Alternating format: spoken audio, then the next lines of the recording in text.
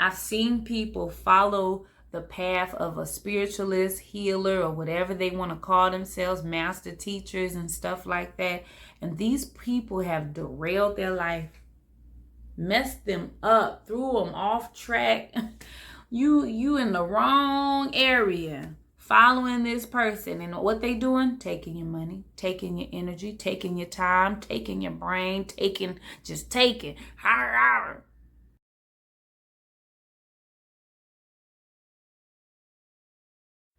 Hey, what's up, everybody? It's Vanessa Safel, and you are tuned in to Always Healing.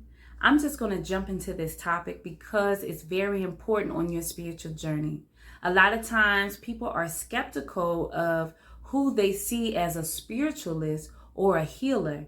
And so I was like, I can see how that would be an issue. So in this video, I just want to share with you guys questions to ask the spiritualist or the healer before you consider doing business with them, before you consider attending their retreat, before you consider just communing with them. You may want to just interview them. There's nothing wrong with getting to know someone. Just because someone has a title doesn't mean that they have power over you. It's still your life. It's still your spiritual journey. And you don't want to be ending up in no cult somewhere like in the dark, with people over here doing weird stuff.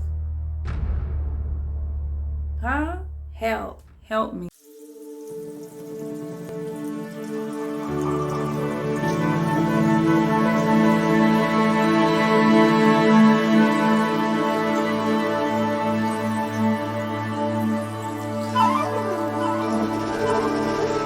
What I love about healing is that God creates this beautiful open canvas for anybody to be a healer.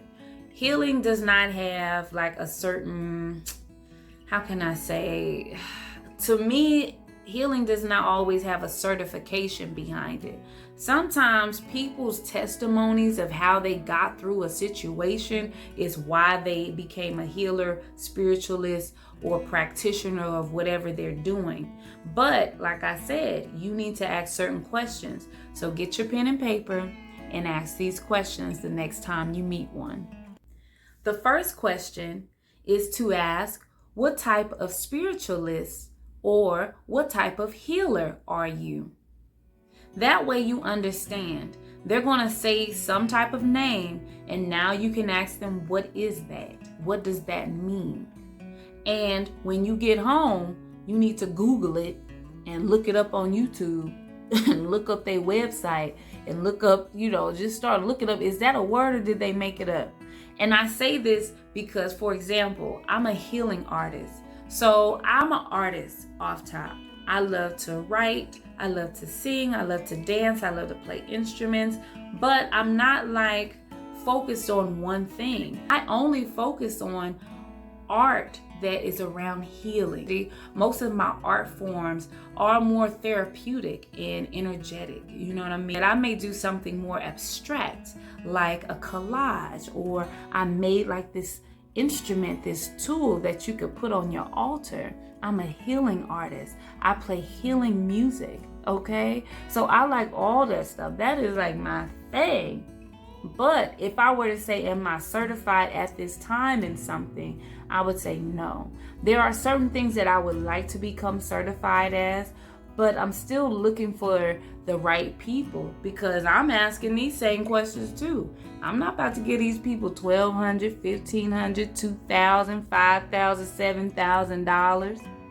You hear what I'm saying? Some of these teachers and stuff, why would I give you that when I could just work on something a little more practical?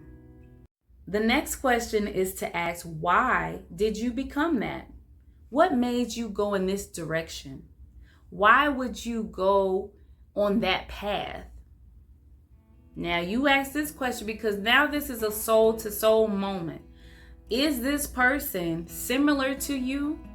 You've gone down that same path and you had to figure out who God was, or is this person in a whole nother world?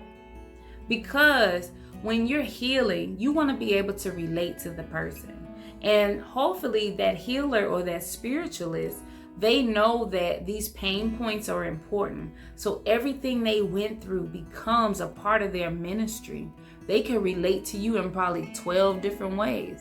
That is pretty powerful for them to be able to identify my pain is your pain. And I got through my pain. And this is the journey that I took. And these are the tools that I use. And these are the people that supported me. You got to make sure that that matches your situation so that it makes sense. And then as you keep growing on your spiritual journey, it'll change. You have different teachers. They've never even had that experience. You may not even want a healer that understands what you went through. You may want to learn a whole nother thing. For example, when I got into my spiritual practice, my teacher, she could read me, right? But what she said about me, I was not ready for her to say it. You hear me? And when she told me what kind of woman I was, I said, so does that mean I'm a bad person? Nah, you always think you bad. In the beginning, you think that you sinned. You did bad. But God will use you. Literally the things that she told me I was and where I needed to focus my energy and do the work in that area, I now see why, because I still attract people that are similar to me. And that's the part of healing that is amazing. So when you hear that healer's why, their pain story, their victory story, if it relates to you, you are supposed to work with that person. You are supposed to journey with them, or at least understand the tools that they're using. What did you do to instill your foundation? So most spiritualists and healers have a spiritual foundation. Your spiritual foundation is so important on your journey because, like I said, everybody's different. Everybody's doing their own thing. There are going to be some that can cluster together or be a collective or have the same type of denomination, but all in all, it's an individual situation. A lot of people don't talk about their foundation when they're on their journey, but that is like the biggest part of like being different than everybody else, because you always go back to your spiritual foundation. But how? That's usually like in the beginning of your journey, you're trying to figure out, how can I stay on a righteous path? How can I stay focused on healing this issue? How can I stay focused on my spiritual regimen, finding my routine? And each teacher says it different. And they're using their divine wisdom, their divine expression. And it's so beautiful because you're like, I want to be strong like them one day. And guess what? One day you're going to be strong like them. You may be stronger. But ask them, how do they instill their foundation? How do they keep that going for years? Because that part is hard. It's like changing your diet. It's like losing weight. It's like anything that has to do with transformation. But that foundation, their why, is what holds them accountable. This one is also important. Add this like in between. You want to know about that person's like different pillars in their foundation. That most people identify their spiritual foundation based off of their cultural identity, how they identify themselves as a culture and their ethnicity. So some people identify their spiritual journey with their sexual orientation. Some people identify it with the type of spirits that they see. Usually that's how they like set the tone, but you are paying attention to how many ways are you similar to them, because you can learn from them. And even if you don't know about that area, you may want to learn from that type of person, because maybe the type of family you have is similar to this type of healer. And you trying to connect the dots. This one is a good question. What assignment are you on now? The assignment I'm on right now is YouTube. Is to be able to take my ministry and put it out on YouTube, let people see my range, Okay. And then you see these projects that I'm doing. These are all assignments. Even though they look a little more creative, I'm a healing artist. So I'm going to do stuff that's a little more creative than other people. I'm not doing other things like when you see people that have their own venue space or their own retreat place, or they have their own books and series and classes that they come out with. I would love to get into classes though. That may be next after this YouTube thing. I may start offering some classes. So you stay tuned to see what happens. But when you hear their assignment, it also sets the tone to see if you're ready for that level. Because how on earth, out of all people, you met this person over everyone else? You have to question God, why did I meet this person? Is it my time? Is it time for me to learn this type of assignment? Because the next thing you would do is see how can you help them. They're on an assignment, but they always need help. I even said something like that in this video. Your spiritual friends always need to be checked on, and they need some help with these assignments. These assignments are huge. They are bigger than that person could imagine, and you may be a part of that process. You may be there to help them through it, which would help you. Okay, here's the last question. This one's a goodie, because you know you're with a good person if they could do this, if they're strong, they are ready.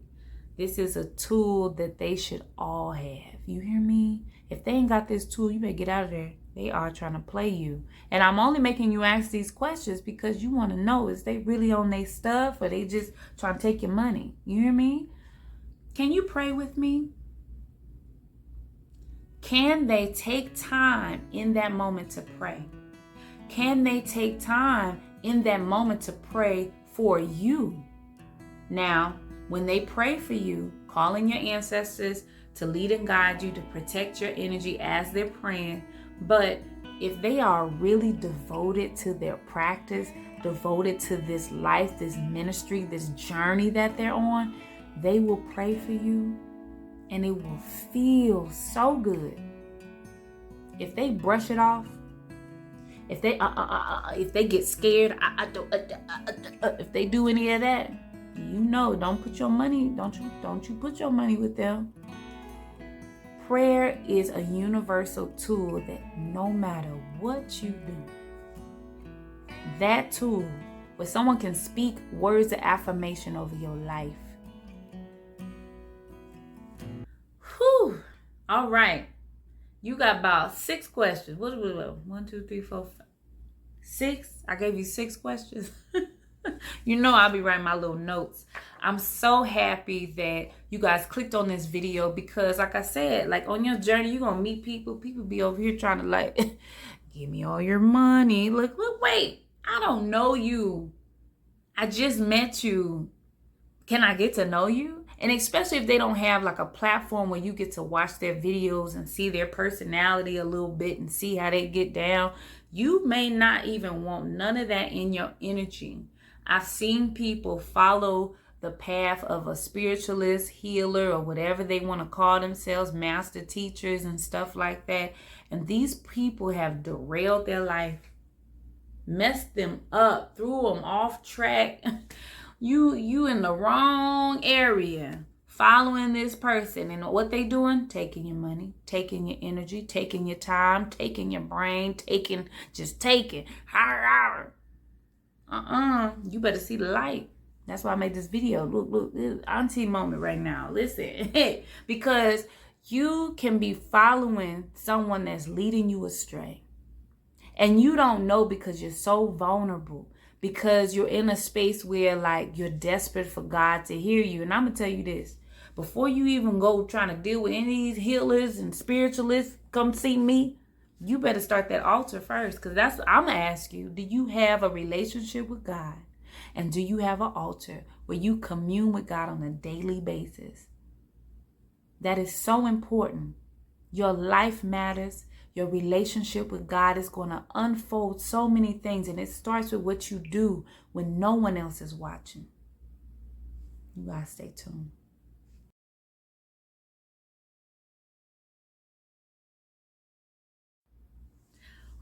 Thank y'all. I love this. I'm on the road tonight, y'all. I'm just over here like